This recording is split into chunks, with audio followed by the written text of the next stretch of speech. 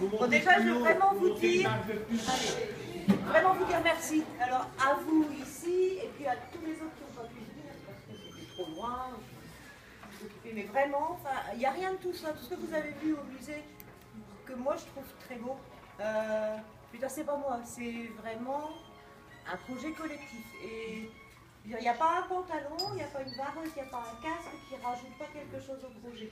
Donc c'est vraiment un énorme merci à vous.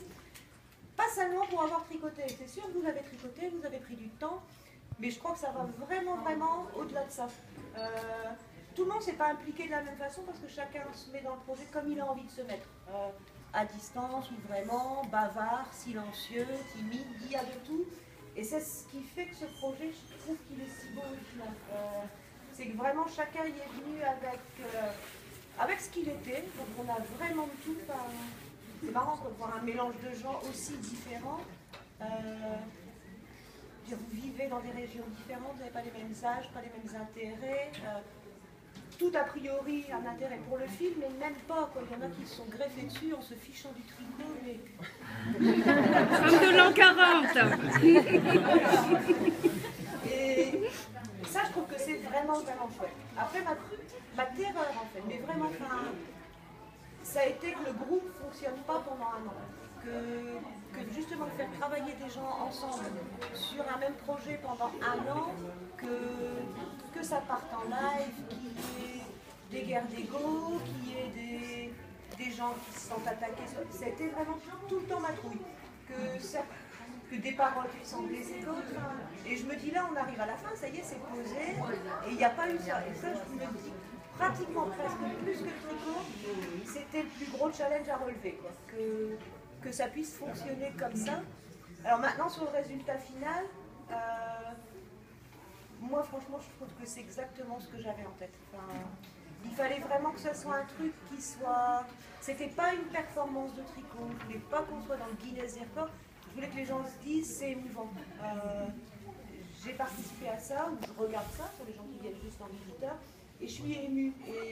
Et ça me raconte une histoire, l'histoire de cette guerre-là, mais à un niveau humain, pas du tout au niveau guerrier, au niveau national, enfin, ça m'intéressait, mais pas du tout ça. Et vraiment, je crois que là, quand on les voit poser dans le musée, c'est ce qu'on se dit.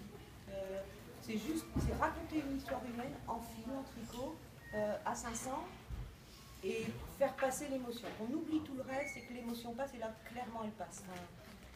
Là encore, vous l'avez vu, vous étiez très nombreux autour, c'était très chouette, hein, je veux dire, c'était très marrant.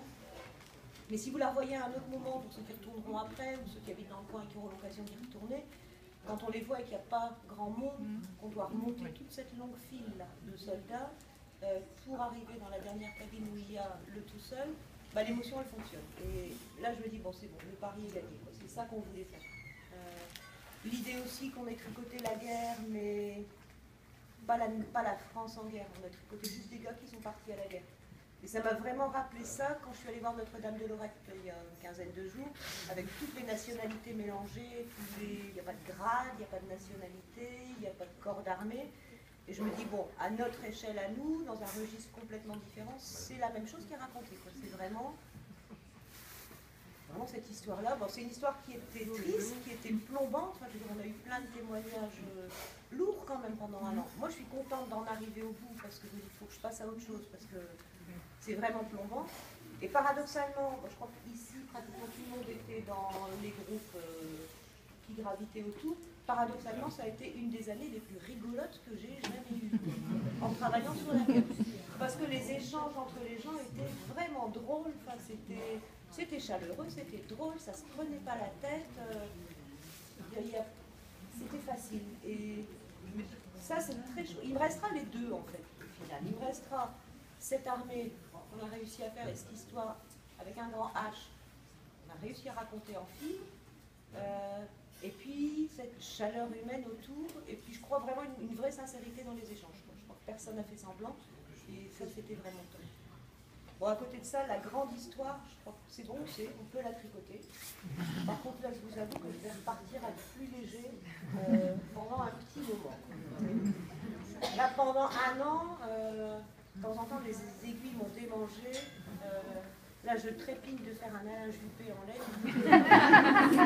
C'est pas possible de ne pas le faire. Et ça va être bien aussi de repartir sur un registre plus léger pour pas s'apesantir sur un truc qui était lourd, qui était sérieux et grave. Et on l'a fait sérieux et grave. On a beaucoup rigolé à côté. Mais sur le sujet de la guerre, on a été vraiment toujours sérieux et grave. Et je crois que pour ne pas l'affadir, il faut passer à autre chose. On a bouclé cette boucle-là et l'histoire, elle est belle, quoi.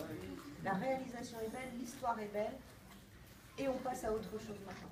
Donc vraiment, moi, j'ai rien préparé, mais vraiment ce que je voulais vous dire, c'était vraiment un immense merci. Vraiment, vraiment. Donc, Merci voilà. à toi. Merci.